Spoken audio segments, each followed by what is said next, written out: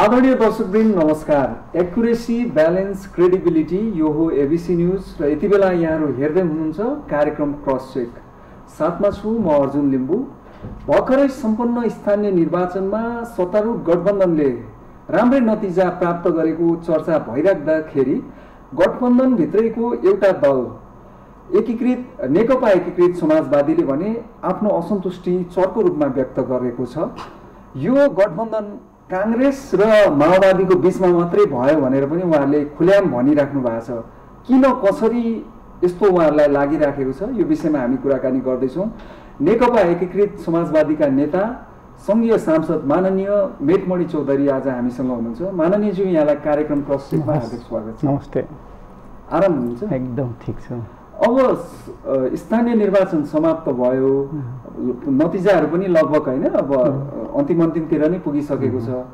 सत्तारूढ गठबन्धनले राम्रै पर्फर्मेन्स गर्दाखेरि तपाईहरुको पार्टीले चाहिँ चर्को असन्तुष्टि व्यक्त गर्नु भएको छ। तपाई आफैले पनि भन्नु भएको छ यो त हामीसँग त गठबन्धनै भएन भन्ने खालको तपाईको अभिव्यक्ति आयो। कांग्रेस र माओवादीको मात्रै गठबन्धन भयो भनेर कसरी त्यस्तो लाग्यो तपाईहरुलाई चौधरीज्यू?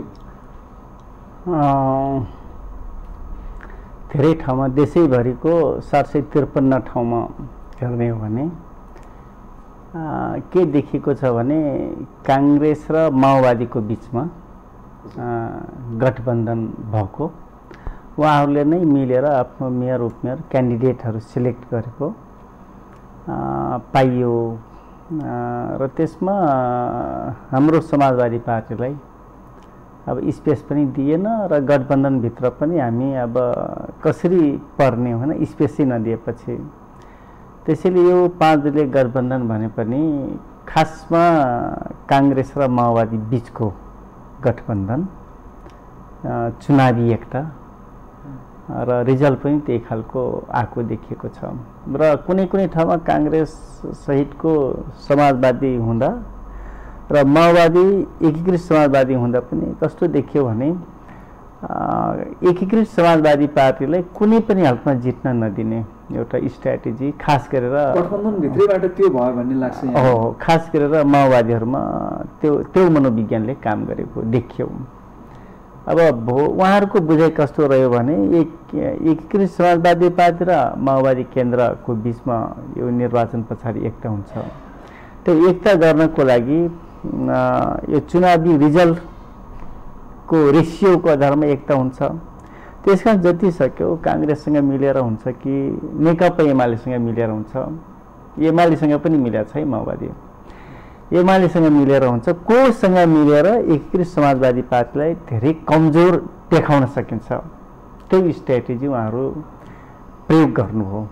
र आज पोलिटिकली अथवा रिजल्टको हिसाबले हामी कमजोर देखियौँ, थोरै सिट जितेको देखियौँ।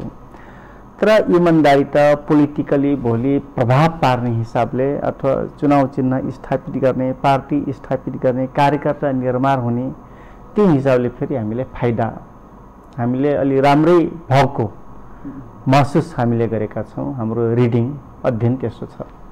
चौधरीज्यू, यहाँले भन्नुभयो नि जस्तो गठबन्धनबाटै धोका भयो, त्यसमा पनि खास गरिकन एउटा प्रमुख घटक माओवादी केन्द्रबाट नै तपाईहरुलाई छानी चाहिँ सिद्ध्याउने काम भयो। भलै एमालेसँग मिलेर पनि त्यो काम भयो भन्ने तपाईको कुरा रह्यो। यसको पूर्वाभास तपाईहरुलाई थिएन? नै, हामीलाई थियो, तर पनि अब यतिसम्म होला भन्ने हामीले अनुमान गरेनौँ। अब भोट हाल्दैनन्, भोट नहाल्नु भन्ने निर्देशन त केन्द्रबाटै थियो, त्यो हामीले बुझेका थियौँ। तर पनि केन्द्रबाटै त्यो निर्देशन, त्यो खालको निर्देशन भएको रहेछ। समाजवादी पार्टीलाई बरु नेकपा एमाले अगाडि बढोस् या कांग्रेस जितोस्, तर समाजवादी पार्टी नजितोस् भन्ने निर्देशन केन्द्रीय कार्यालयबाट अथवा हेडक्वार्टरबाट त्यो खालको पाइयो। त्यसकारणले आभास थियो, तर पनि यतिसम्म तल्लो लेभलका कार्यकर्ताहरूले गर्लान् भन्ने हामीले अनुमान गर्न चाहिँ सकेका थिएनौँ। तर जे निर्देशन भएको थियो त्यसको पालना साथीले गर्नुभयो। अब यसले दूरगामी असर त गर्छ नै। अब राजनीति भन्ने कुरा सबैभन्दा ठुलो कुरो विश्वास आर्जन गर्ने कुरा हुन्छ। आज त्यो विश्वास माओवादी पार्टीले गुमाएको छ अथवा नेपाली कांग्रेसले गुमाएको छ। भोलि जस्तै आज नेकपा एमालेलाई कसैले मिल्न चाहे पनि मान्छे अरू राजनीतिक दलहरूले मिल्न चाहे छैन नि, भोलि यो खालको रिजल्ट माओवादीको हकमा पनि लागू हुन सक्छ। अब पोलिटिकली यसले दूरगामी नेगेटिभ असर। तर गठबन्धनको घटकहरू प्रमुख दलहरू काङ्ग्रेस माओवादी नेताहरूले त गठबन्धन सफल भएको र तपाईँहरूको असन्तुष्टिलाई पनि त्यसरी लिने भन्दा पनि तपाईँहरूले आफ्नो पार्टीलाई स्थापित गर्ने मौका त पाउनु भयो नि, जनमानसमा गयो, स्थानीय तहमा। अब आजकै तपाईँसित मैले कुराकानी गर्दै गरेको आँकडा हेर्ने हो भने 14वटा चाहिँ पालिकाहरू तपाईँहरूले जितिसक्नु भएको छ, 21वटा चाहिँ त्यसमा उपप्रमुखहरू पनि आउनुभएको अवस्था छ। अझै पनि केही महानगर जस्तो पोखरामै पनि त तपाईँहरूलाई गठबन्धनको सहाराले राम्रै गरिराख्नु भएको अवस्था छ। यसले तपाईँहरूलाई स्थापित हुने मौका दियो भन्ने उहाँहरूको जुन बुझाइ छ नि त्यो गलत हो र? आंशिक रूपमा ठिक होला, तर हाम्रो कारणले पनि त उहाँहरू जित्नु भएको छ नि त। जस्तै म एउटा मात्रै उदाहरण भन्छु, दाङको घोराहीमा 3वटा समीकरण थियो, एउटा माओवादी काङ्ग्रेसको समीकरण, एउटा एमालेको, अर्को हाम्रो, र छिटफुट रूपमा अरू पार्टी पनि थिए। तर त्यहाँ गठबन्धन सफल भयो भन्ने हो भने त्यहाँ सिङ्गल नेपाली काङ्ग्रेस फेस गरेर पनि चुनाव जित्न सक्ने ठाउँ हो। तर माओवादी केन्द्र र नेपाली काङ्ग्रेस मिल्दा पनि त्यहाँ चुनाव धेरै भोट अन्तरले चुनाव हार्यो। र यसलाई तपाईँले गठबन्धन सफल भयो या काङ्ग्रेस र माओवादीको एकता अथवा गठबन्धन चुनावी मोर्चा सफल भयो भन्न त मिलेन नि। जबकि काङ्ग्रेस त्यो ठाउँमा स्ट्रङ पार्टी थियो, यद्यपि चुनाव 74 सालमा पनि चुनाव हार्न त हार्यो, तर स्ट्रङ चाहिँ स्ट्रङ पार्टी हो ढाङ। अब तुलसीपुरमा चुनाव बनाउने भोट काउन्ट भइरहेछ, त्यो ठाउँमा पनि अब नेकपा एमाले नै अगाडि छ, त्यो ठाउँमा हामी सबैको बिचमा अब गठबन्धन छ, तर पनि नेकपा एमाले लगभग लिड गरिरहेको पोजिसन छ। जबकि नेपाली काङ्ग्रेस यति स्ट्रङ पार्टी हो, त्यो ठाउँमा 4,000-5,000 भोट अन्तरले चुनाव जित्ने ठाउँ हो। तर त्यसमा माओवादी पार्टी, समाजवादी पार्टी, अरू पार्टी थपिँदा पनि त चुनाव जितिरहेको छैन नि त। त्यस कारणले यसलाई सफल भएको कसरी ठान्नुहुन्छ? एक्लै चुनाव लडेर जित्ने ठाउँमा 5वटा पार्टी मिल्दा पनि चुनाव जितेको छैन। त्यसैले कस्तो देखियो भने नेपाली काङ्ग्रेसलाई माओवादी भोट हाल्न तयार छ, तर काङ्ग्रेसले माओवादीले भोट हाल्न तयार छैन, त्यो मनोविज्ञान देखियो सिटीहरूमा खास गरेर। त्यसैले सहर, अब गाउँ अथवा रिमोट एरियामा अथवा अध्यक्ष उपाध्यक्ष भनेर गाविस गाउँपालिकाहरूमा गठबन्धन सफलता पाएको देखियो, तर सिटीको हकमा त्यस्तो रिजल्ट देखिएन। जस्तो काठमाडौँमा तपाईँले के भन्नुहुन्छ?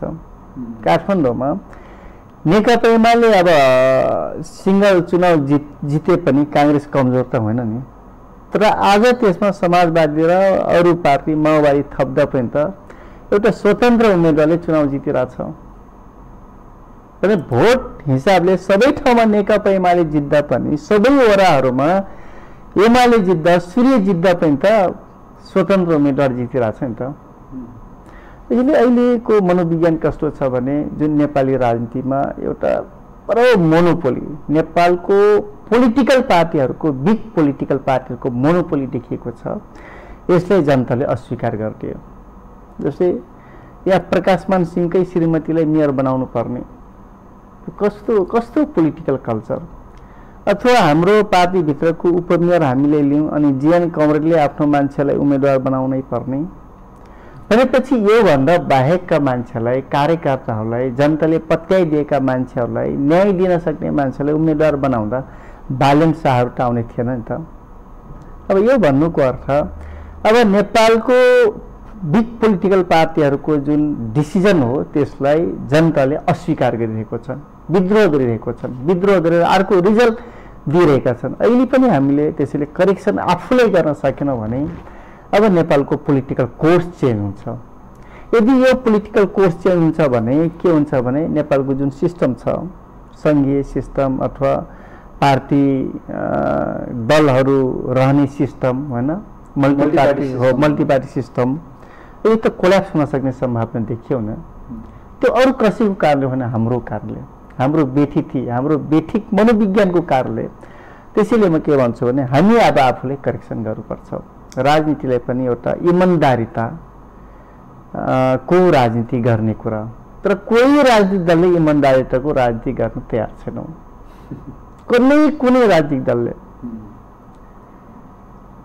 अब गठबन्धन बनाएका छौँ, माओवादी चुनाव जित्छ, समाजवादी चुनाव हार्छ।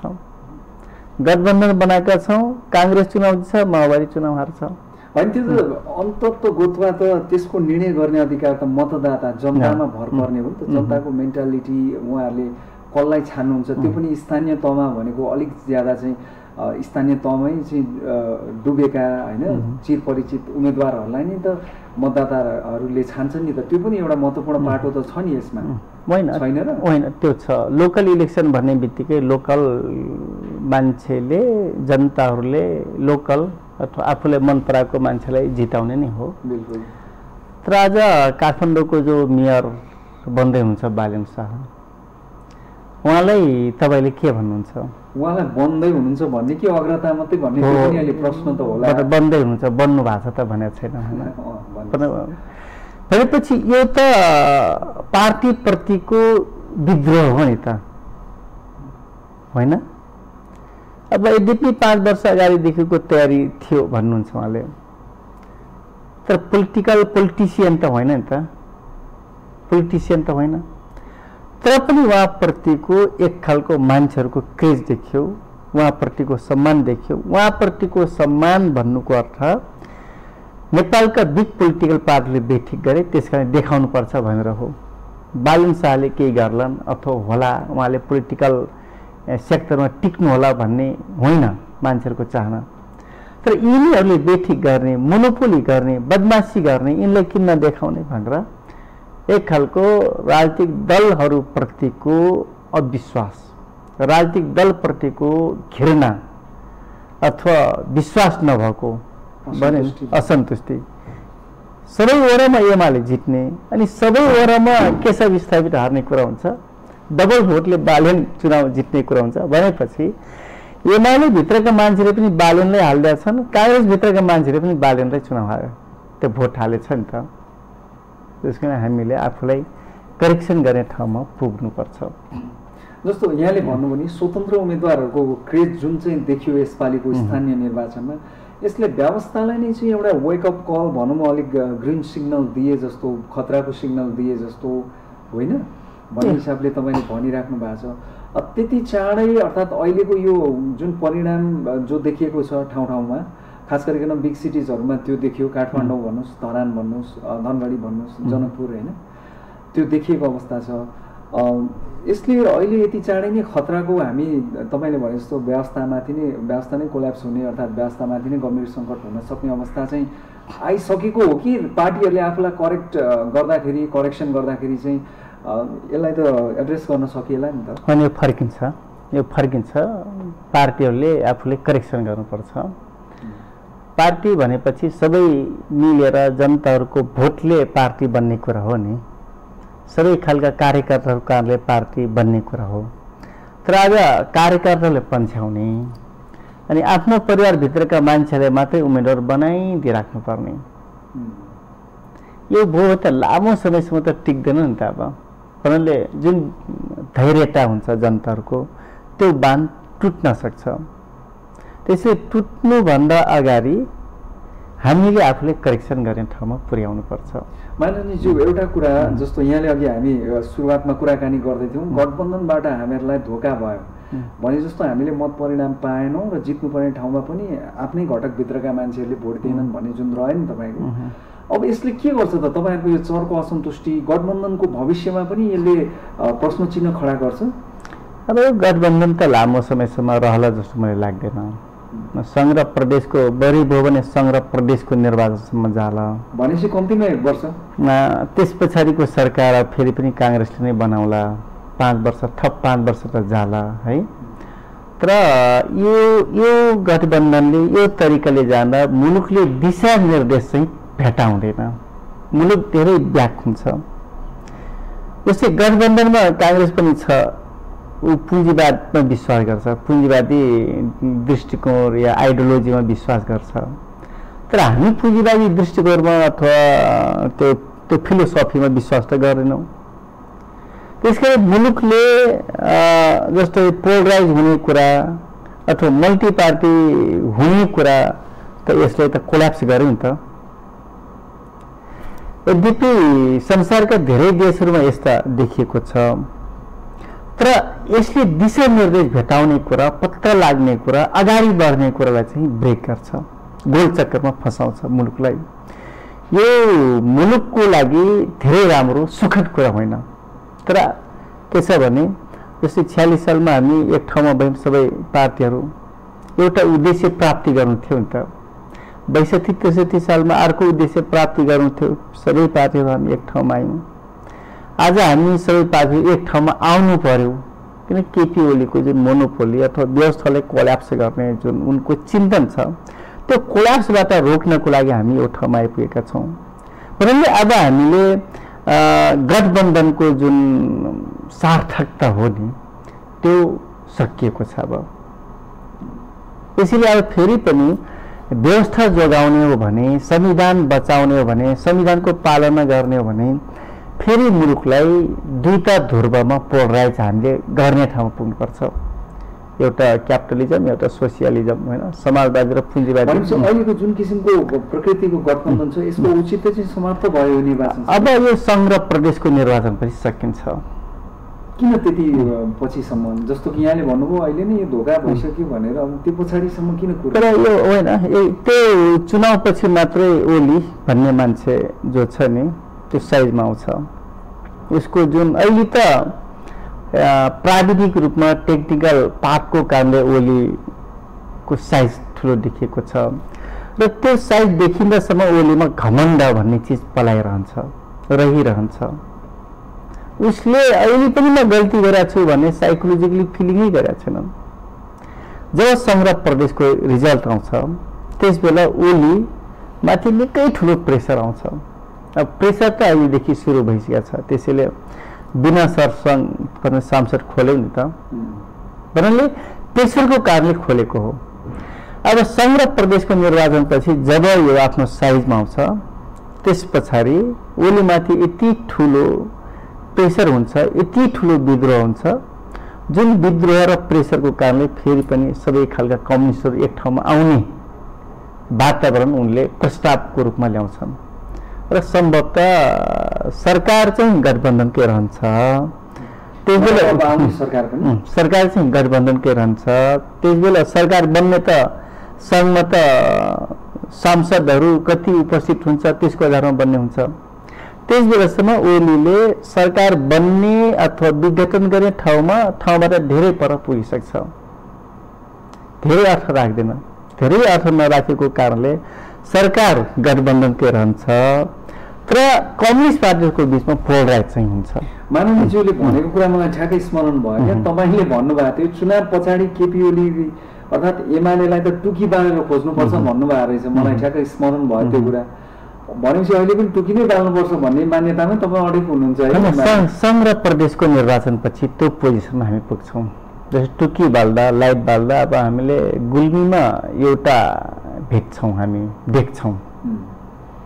तर त्यसपछि मधेसको के ठाउँहरूमा जो एमाले नभएको तर एमाले भएर चुनाव लडेको मान्छेहरू, एमाले भनौँ नभए एमाले, जस्तै अहिले डङ्गोल यहाँको उपमेयर यस्तै पहिले पपुलर मान्छेहरू एमाले बनाएर सूर्य चिन्ह दिएर चुनाव जिताउन सकिएला।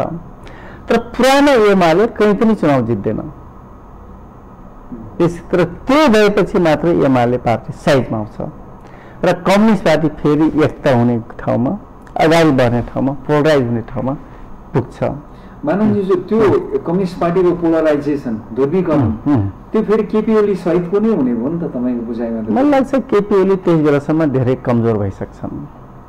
केपी ओली नेकपा एमाले भित्र पनि यति धेरै कमजोर भइसक्छन् कि उनको धेरै भ्यालु रहँदैन।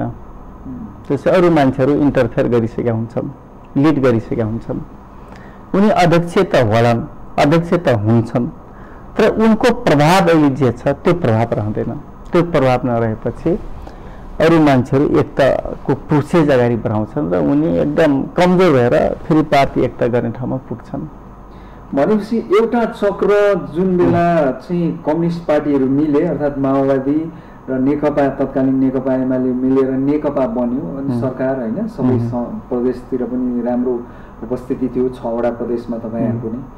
अब त्यो हुँदै बिचमा आन्तरिक कलहले त्यो विघटन भयो अनि त्यो पछाडि लाखापाखा अब धेरै ठाउँ हुनुहुन्छ तपाईँहरूको पार्टी पनि जन्मियो भनेपछि त्यो सर्कलदेखि लिएर अब फेरि त्यो चाहिँ पोइन्टदेखि लिएर फेरि अर्को पोइन्टमा चाहिँ तपाईहरुको भेट हुनेछ त्यहाँ फेरि तपाईहरु फेरि मिल्न सुरु गर्नुहुन्छ। त्यो कांग्रेस एकातिर लागिसक्छ त्यो बेला।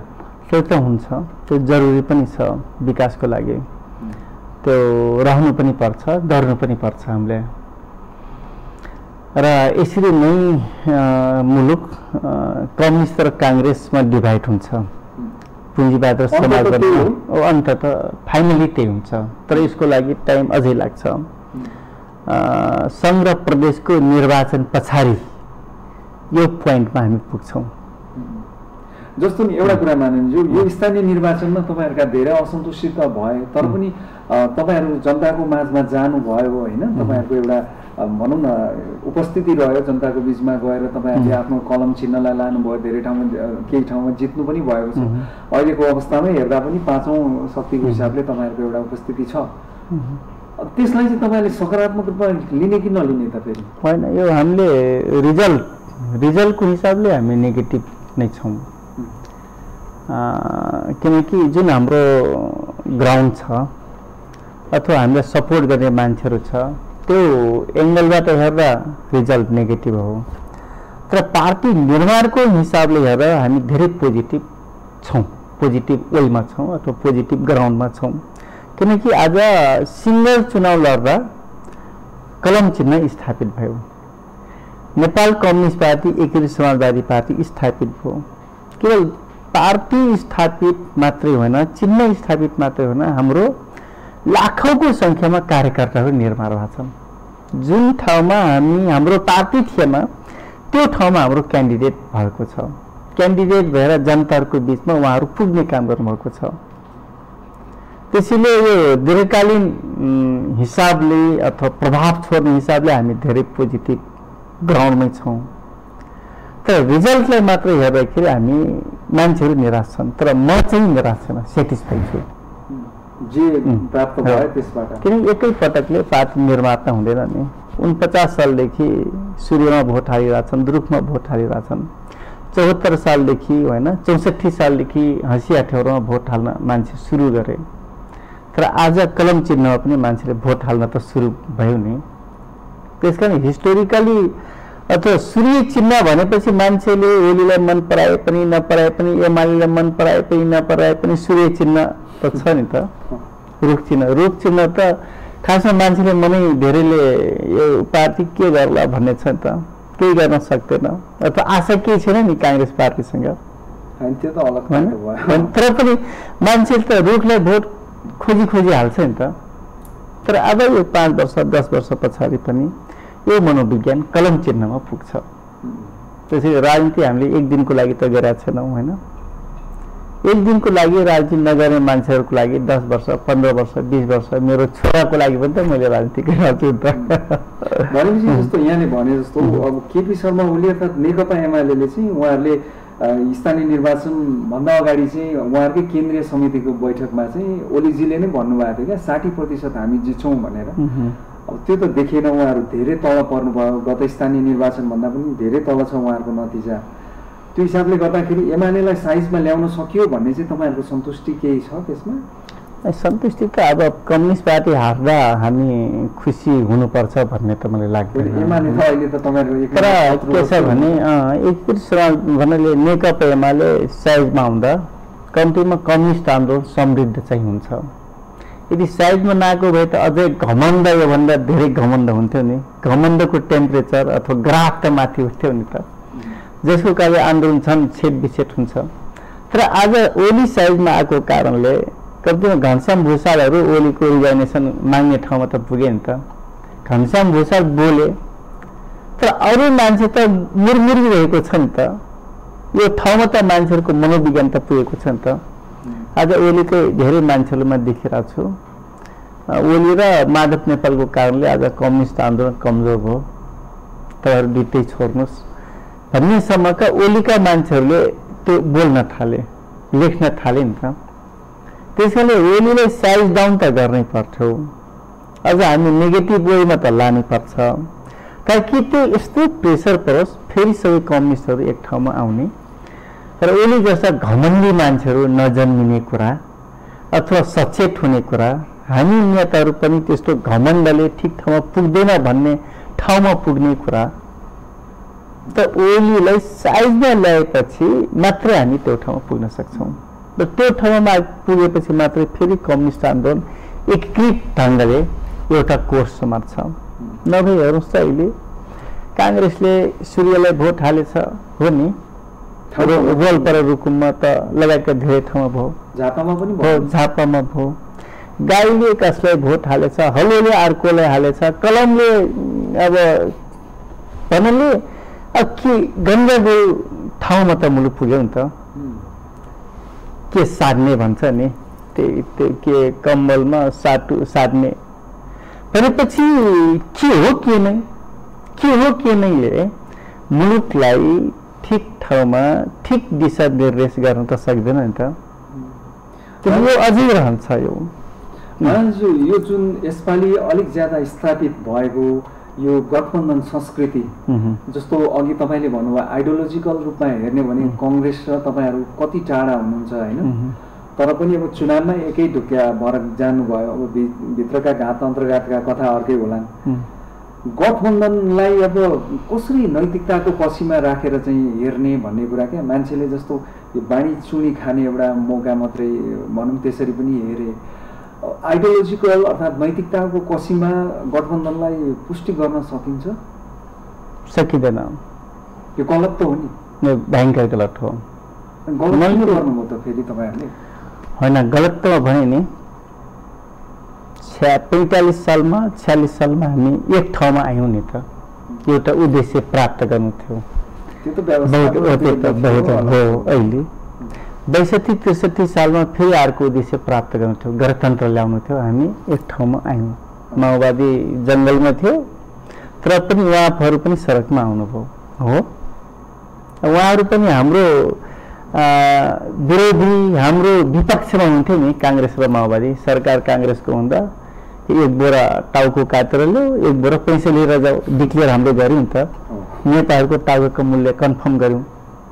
तर पनि एउटा व्यवस्था प्राप्तिको लागि हामी जति छौँ दलहरू सब एक ठाउँमा आयौँ। आज पनि हामीले यो ठाउँमा नआइपुगेको भए मुलुकको सिस्टमलाई कोल्याप्स गर्ने ठाउँमा ओलीको चाहना थियो। यो तपाईँहरू मान्नुहोस् नमान्नुहोस्, एउटा सिस्टम कोल्याप्स गर्ने, अर्को कम्युनिस्ट आन्दोलनलाई विघटन गर्ने। हामीले सिस्टम पनि जोगाउनु थियो, कम्युनिस्ट आन्दोलनलाई पनि जोगाउनु थियो, पुनर्गठन गर्नु थियो। यो दुईटा उद्देश्य प्राप्तिको लागि हामी फेरि काङ्ग्रेस लोकतन्त्र जोडिया छ, संविधान जोडिया थियो, कानुन जोडिया थियो, प्रणाली जोडिया थियो। यो सबै चिजलाई जोगाउनको लागि फेरि हामी एक ठाउँमा आएका छौँ। अब यसलाई कम्प्लिटली सेफ जोनबाट सेफ जोनमा लग्यौँ भने फेरि अब काङ्ग्रेस र हाम्रो बिचमा एकता हुनुपर्ने कुनै जरुरी हुँदैन, त्यो गर्नु पनि हुँदैन। यस्तोसम्म भयो। अब तपाईँले मेरो पार्टी ठिक छ भनेर कसरी कन्फिडेन्सको साथ भन्न सक्नुहुन्छ? किनकि मेरो पार्टीले गाई चिन्हलाई हलोलाई पनि भोट हालेछ। माओवादीले म गणतन्त्रवादी हुँ भनेर कसरी भन्न सक्छ? ऊ पनि गाईलाई त भोट हालेछ। अनि रुखले म डेमोक्रेट हुँ भनेर कसरी भन्न सक्छ? माओवादीले सँगै लिएर गएको छ भनेपछि मुलुक एउटा गोल चक्करमा त फस्यो नि त। तर यो गोल चक्कर अब लामो समयसम्म लगाउनु हुँदैन। सङ्घ र प्रदेशको निर्वाचन, त्यस पछाडिको सरकार बनिसकेपछि मुलुकको दिशानिर्देश आफ्नो आफ्नो ठाउँमा जानुपर्छ। हुन्छ माननीयज्यू, अमूल्य समय दिनुभयो, यहाँलाई म धेरै धेरै धन्यवाद दिन चाहन्छु। मलाई पनि बोलाएर मेरो कुरो राख्ने जनताको बिचमा जुन अवसर दिनुभएको छ, म एबिसी टेलिभिजन र यहाँप्रति आभार व्यक्त गर्न चाहन्छु। आदरणीय दर्शकवृन्द, उहाँ हुनुहुन्थ्यो एकीकृत नेकपा एकीकृत समाजवादीका नेता संघीय सांसद माननीय मेटमणि चौधरीज्यू।